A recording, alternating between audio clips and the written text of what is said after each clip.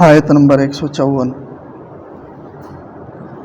اعوذ باللہ من الشیطان الرجیم،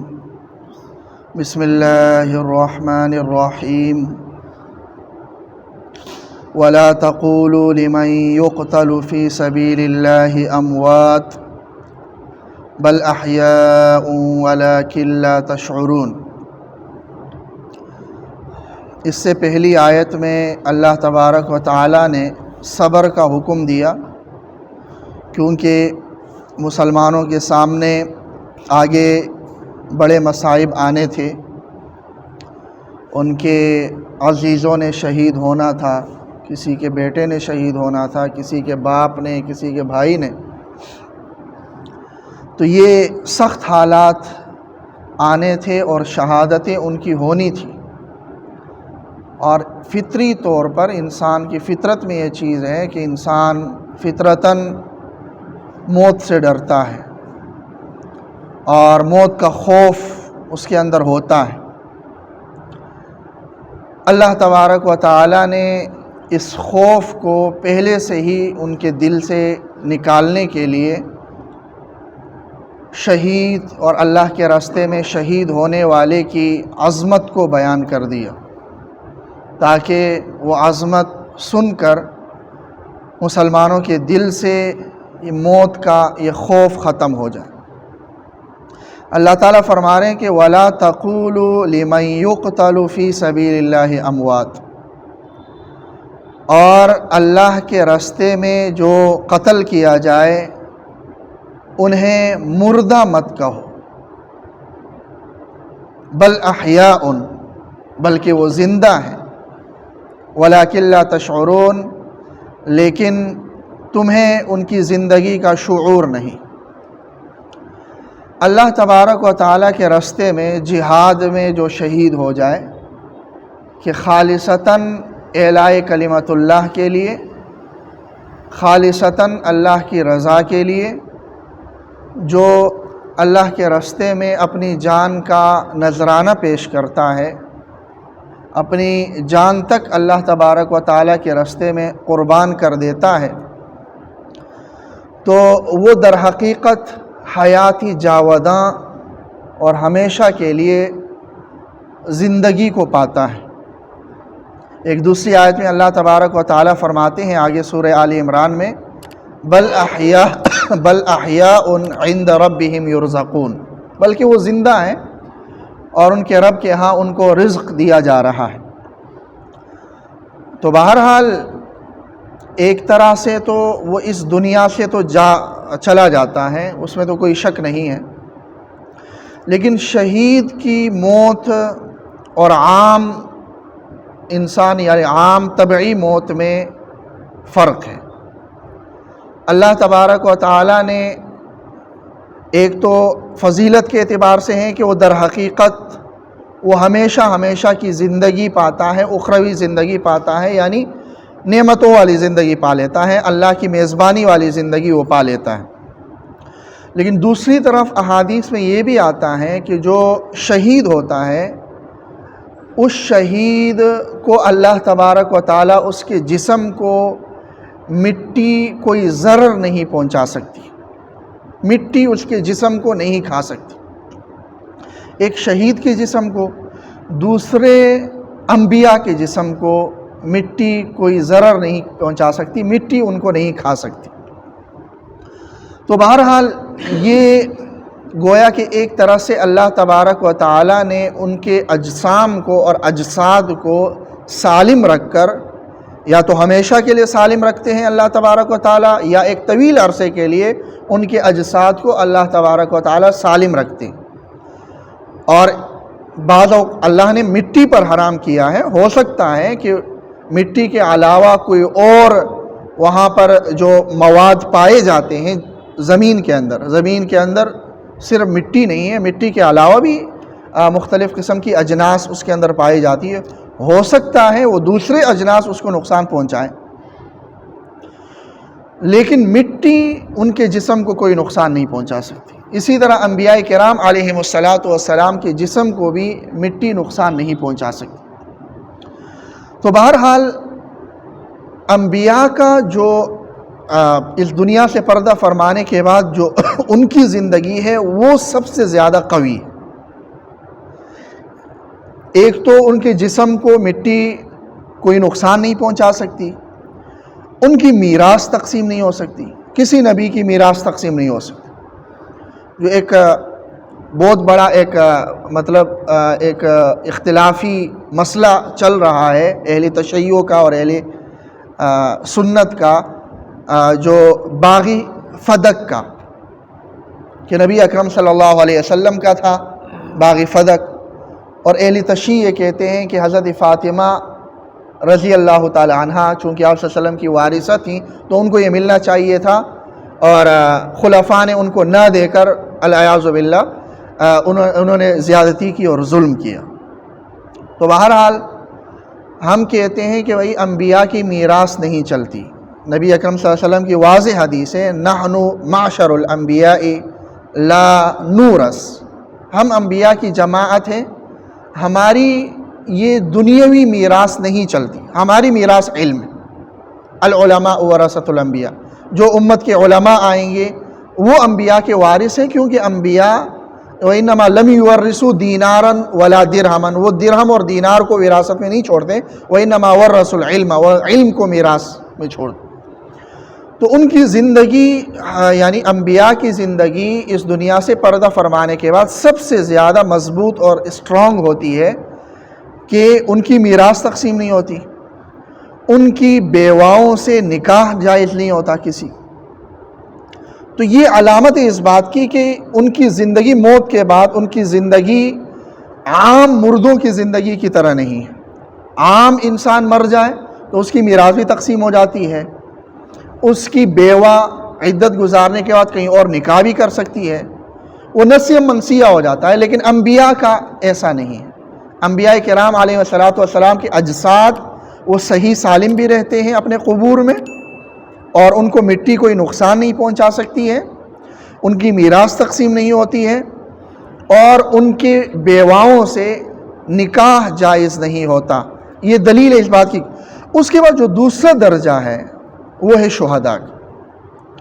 کہ شہید کی جو موت ہے یا موت کے بعد کی جو زندگی ہے وہ بھی مضبوط ہوتی ہے، لیکن انبیاء سے کم درجے، کہ شہید اس کو بھی مٹی جو ہے نا اس کو جسم کو اور جسد کو کوئی نقصان نہیں پہنچا سکتی، لیکن دوسرے دنیاوی احکامات پھر جاری ہوتے ہیں کہ ان کی میراث تقسیم ہوتی ہے، ان کی بیواؤں سے نکاح کیا جا سکتا ہے۔ تو بہرحال اللہ تبارک و تعالیٰ فرما رہے ہیں کہ اللہ کے راستے میں جو شہید ہوا ہو، جو قتل کیا گیا ہو، اس کو تم مردہ مت کہو، وہ عام مردوں کی طرح نہیں ہے، وہ بہت افضل ہے، وہ اس سے بڑی نیکی کوئی اور ہو نہیں سکتی کہ انسان اللہ کے لیے، محض اللہ کے لیے،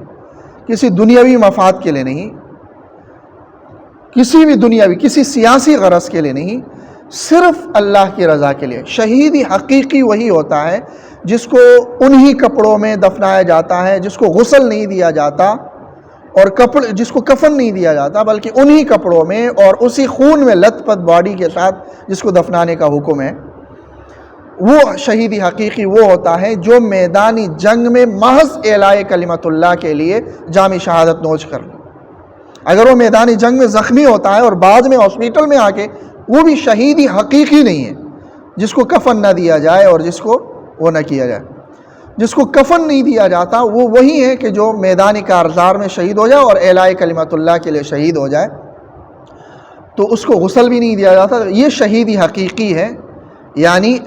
جو دنیاوی احکامات کے اعتبار سے بھی شہید ہے کہ کفن نہیں دیا جاتا، غسل نہیں دیا جاتا، اور اخروی لحاظ سے بھی۔ اور ایک شہید حکمی ہے، حکمن شہید ہے کہ اس کو ثواب اور رتبہ تو آخرت میں شہیدوں والا ملتا ہے، لیکن دنیاوی اعتبار سے وہ شہید نہیں ہوتا، بلکہ اس کو کفن بھی دیا جاتا ہے، اس کو غسل بھی دیا جاتا ہے، لیکن اس کو جو ہے نا حکمن وہ شہید ہے۔ جیسے نبی اکرم صلی اللہ علیہ وسلم نے فرمایا جو طاعون میں مر جائے وہ شہید ہے، جو دریا میں ڈوب کر مر جائے وہ شہید ہے، تو وہ حکمن شہید ہے، یعنی آخرت میں اس کو جو ثواب اور رتبہ ملے گا وہ شہادتوں والا ملے گا، لیکن دنیاوی اعتبار سے، دنیاوی احکامات کے اعتبار سے وہ اس طرح شہید نہیں ہے کہ اس کو کفن بھی دیا جائے گا اور غسل بھی دیا جائے گا۔ تو بہرحال وَلَا تَقُولُوا لِمَنْ يُقْتَلُ فِي سَبِيلِ اللَّهِ أَمْوَاتٌ، اور جو اللہ کے راستے میں قتل کیا جائے اس کو مردہ مت کہو، بل احیاء، بلکہ وہ زندہ ہیں، وَلَٰكِن لَا تَشْعُرُونَ، لیکن تمہیں شعور نہیں ہے ان کی زندگی کا کہ کس پائے کی زندگی وہ پا لیتا ہے اور کس پائے کا رتبہ وہ پا لیتا ہے اور کس پائے کا وہ لذت وہ محسوس کرتا ہے۔ اس شہادت میں اتنی لذت وہ محسوس کرتا ہے کہ وہ اللہ تبارک و تعالیٰ سے جا کے درخواست کرتا ہے۔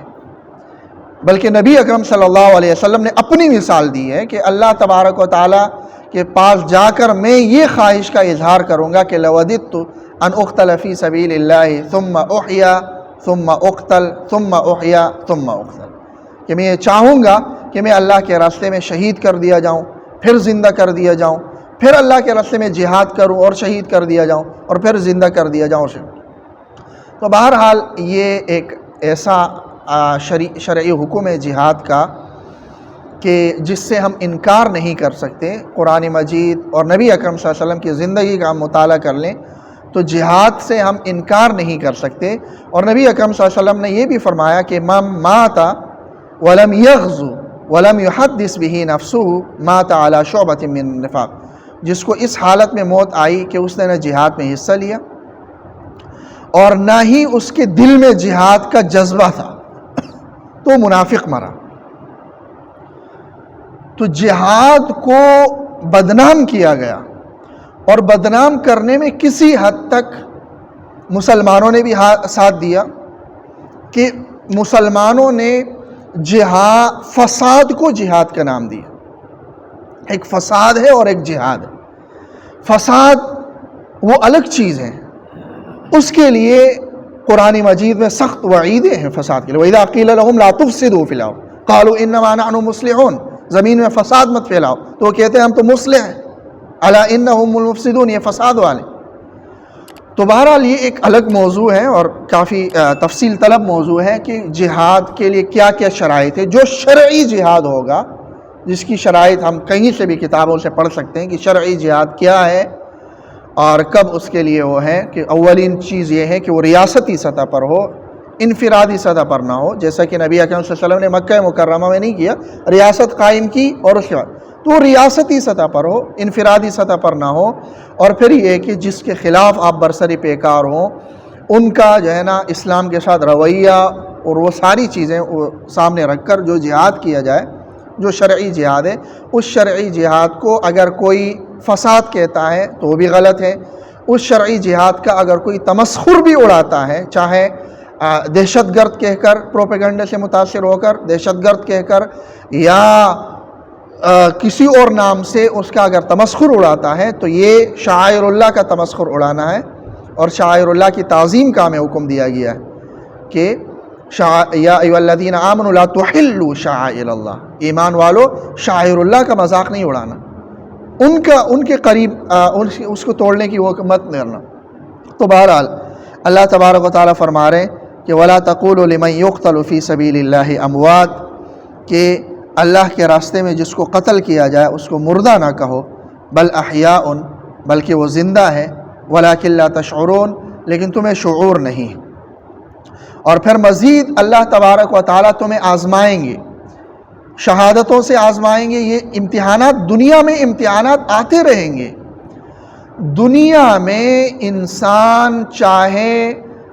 اسباب عیش و عشرت جتنے بھی اکٹھے کر لیں، دنیا میں انسان کامل طور پر اور ہمیشہ کہے کہ میں خوشی رہوں اور مجھے کوئی تکلیف نہ پہنچے، یہ ممکن نہیں۔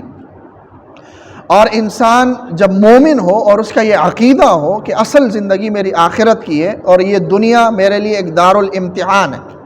اور یہ دنیا کی زندگی ایک چند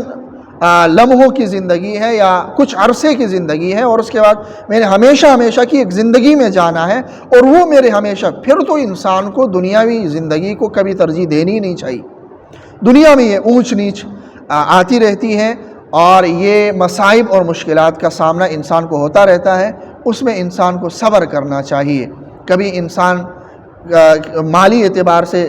کمزوری کا شکار ہوگا، اور کبھی امن کے اعتبار سے وہ پریشانی کا شکار ہوگا، اور کبھی شہادتوں کے اعتبار سے پریشانی اس پر آئے گی۔ تو یہ مختلف قسم کی جو وہ ہے، مختلف قسم کی مصائب ہیں، یہ انسان کو درپیش آتے رہیں گے زندگی میں،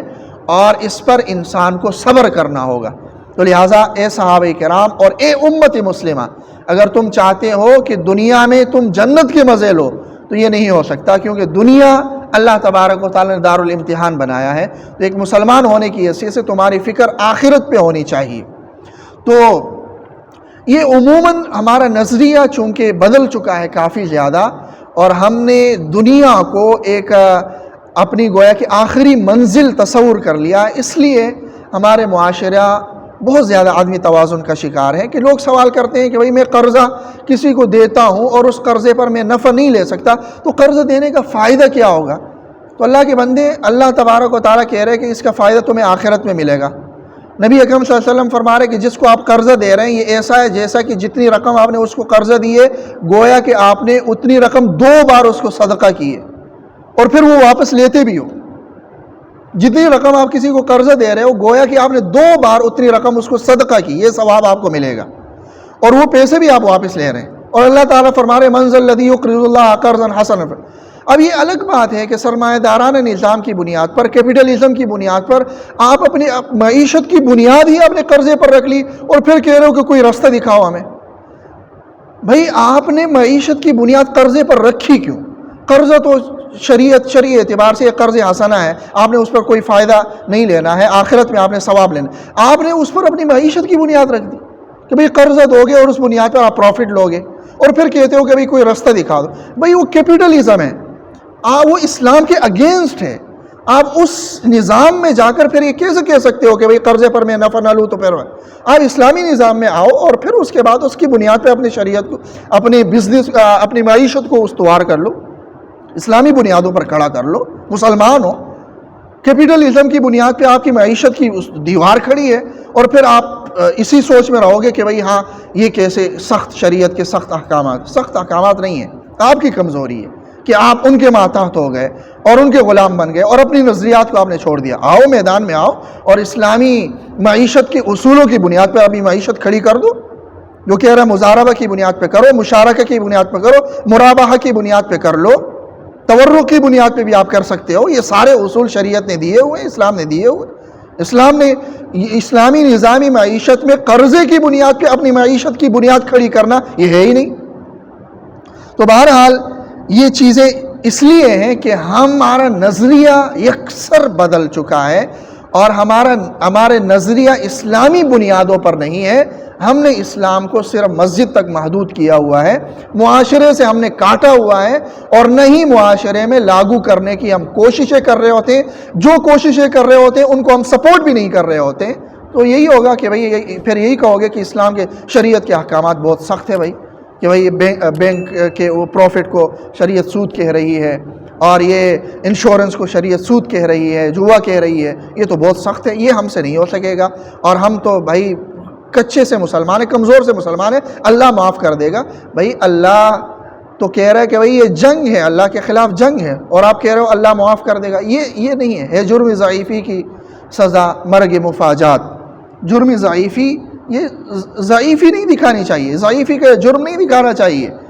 مسلمانوں کو آنا چاہیے، اور جو آتے ہیں ان کو سپورٹ کرنا چاہیے، اور اپنی اسلامی بنیادوں پر معیشت کو آپ کھڑی کر لیں۔ اللہ تعالیٰ عمل کی توفیق نصیب کرے۔